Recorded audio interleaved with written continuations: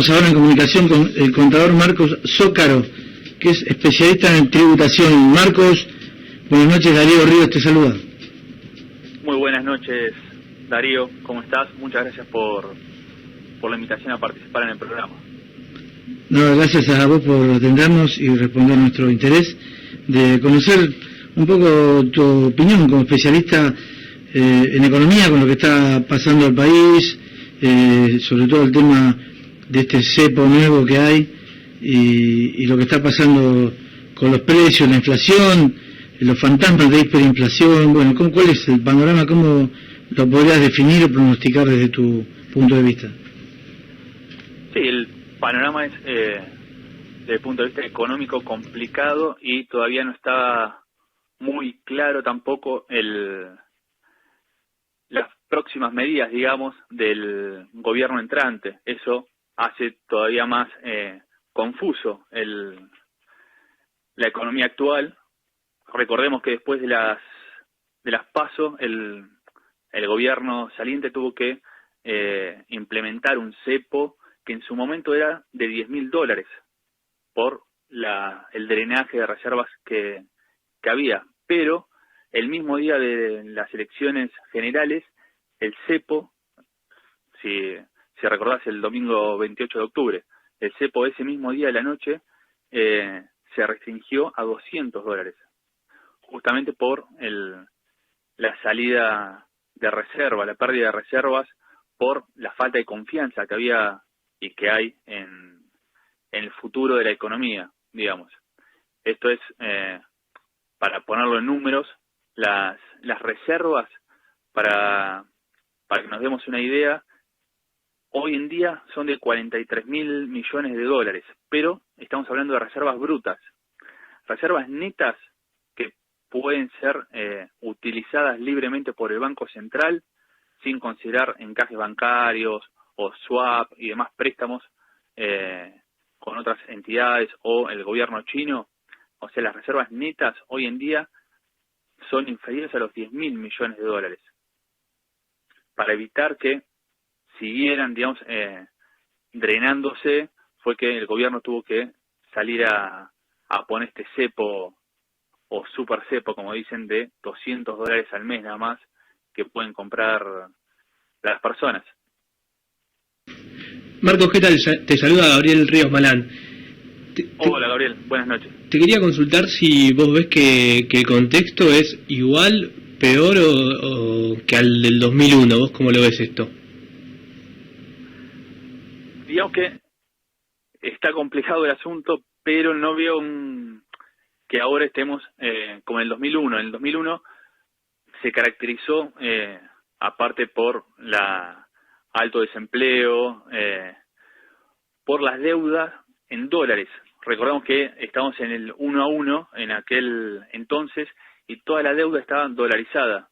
Al entrar en crisis, digamos, la mayoría de las deudas, incluso deudores hipotecarios, estaban endeudados en dólares. Era bastante más complicado el panorama, pero hoy en día tampoco estamos en el paraíso. El panorama es complicado. El año que viene el gobierno tiene que hacer frente a vencimientos por más de 20.000 millones de dólares y recordemos que el financiamiento externo está complicado, más aún después del default técnico que se produjo hace un par de meses con la reestructuración de cierta deuda nacional. Se recuerdan las LETES, las LESER y demás letras, que se reestructuró la fecha de pago justamente para evitar tener que desembolsar dólares en este año bastante complicado. El panorama, si bien no es igual al 2001, ya te digo, es bastante complicado. Hoy tenemos desocupación de casi 10%, la pobreza que supera el 30%, una inflación interanual que al día de hoy es del 53,5%. Es bastante elevado y recordemos que septiembre fue el el último mes que tenemos el dato de inflación, que fue casi 6%. Es un número que asusta. ¿Y esta idea de emitir, de ponerse a emitir, no generaría más inflación y no aumenta el riesgo de una hiperinflación? Sí, obviamente el riesgo de hiperinflación está, hay que ver, por eso te decía hoy, las medidas del próximo gobierno y cuánto va a emitir. Ciertos economistas que cercanos al presidente electo Alberto Fernández son más propensos, digamos, a darle a la maquinita, como dicen, y eso sí, obviamente generaría muchísimo riesgo de hiperinflación. Si bien puede en un principio dinamizar la economía, generar más consumo, si se juega mucho con la emisión y no hay un verdadero incremento de la productividad, de las un incremento de las exportaciones, más entrada de dólares, podemos llegar a terminar, no sé si en una hiperinflación, pero en una inflación mucho más alta y difícil de controlar. Hace pocos días, por ejemplo, uno de los economistas que asesora a Alberto Fernández, Augusto Costas, ya admitió que la inflación actual, que ya te digo, supera el 50% anual, ellos dicen que va a ser bastante difícil poder controlarla, poder bajarla a un dígito en el transcurso de su mandato, o sea, en 4 años. Por eso hay que tener mucho cuidado con emitir indiscriminadamente. ¿Y vos crees que la gestión económica de Macri es causa de la herencia que él recibió o fue falta o haber tomado medidas incorrectas? Sí, siempre hay una combinación de diversos factores. La herencia fue bastante pesada, recordemos incluso que la recibió también con un cepo, pero bueno, después digamos, hubo mala praxis en cierto sentido, que la mayoría de los parámetros económicos hoy están iguales o peores que en el 2015. Incluso deja la economía con un cepo que mayor al que la recibió. Hoy, recordemos, están $200 nada más el permiso, digamos, por mes para comprar dólares. Cuando el gobierno de Macri asumió y quitó el cepo, muchos hablaban de que lo había hecho de forma exitosa. ¿Vos por qué crees que terminó así y ahora hay muchos que en ese momento decían que fue de forma exitosa y ahora dicen que fue un error haber salido de esa forma del cepo? Sí, lo que se critica principalmente esa salida abrupta del cepo apenas asumió el gobierno de Macri de la mano de Prat Gay, fue que había muchos vencimientos de contratos de dólar futuro. Muchos economistas y analistas políticos decían que lo mejor hubiese sido esperar al vencimiento de esos contratos de dólar futuro y recién ahí liberar el cepo. ¿Por qué? Porque al liberar el cepo subió la cotización del dólar, subió, recordemos que estaba en 9 pesos antes de asumir Macri, y después subió a 14 pesos por dólar.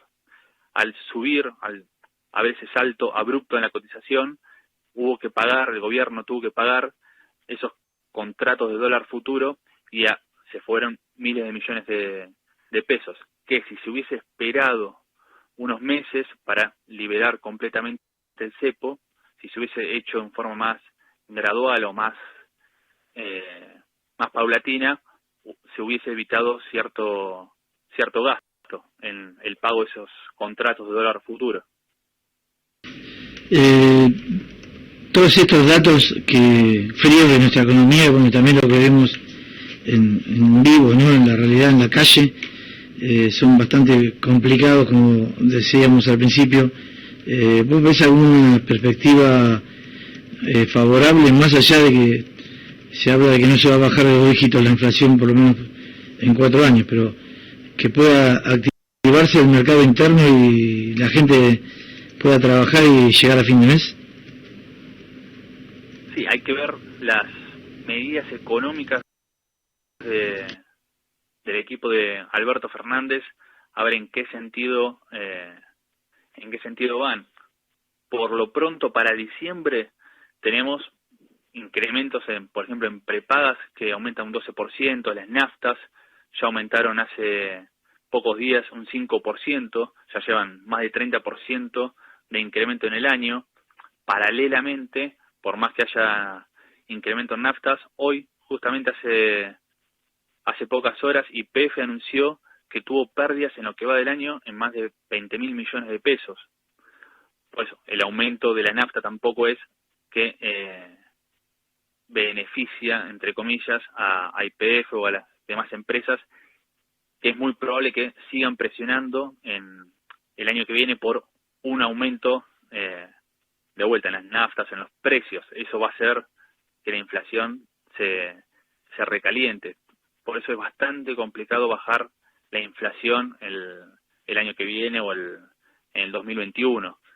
Yo creo que va a estar al menos bastante fría la economía en el año entrante por la inercia inflacionaria y la necesidad que va a tener el nuevo gobierno de hacer un ajuste al menos en ciertos sectores, porque el dinero, digamos, en criollo no alcanzaría. Recordemos que si bien falta un desembolso del Fondo Monetario Internacional de 5.400 millones de dólares, que lo van a negociar con Alberto Fernández, también se habla de una reestructuración de la deuda de mediano y largo plazo, que incluye el acuerdo con el Fondo Monetario Internacional.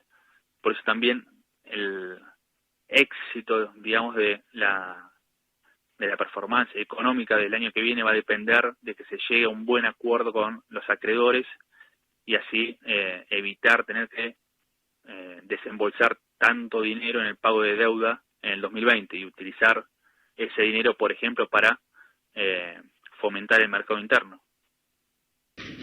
Muy bien, Marcos, te agradezco mucho por tu tiempo y por esta comunicación. No, gracias a ustedes, por favor. Bueno, dejamos así la comunicación con el contador Marcos Zócaro, especialista en tributación, pero que nos hizo un panorama bastante amplio del presente y alguna perspectiva para el año que viene de la economía argentina.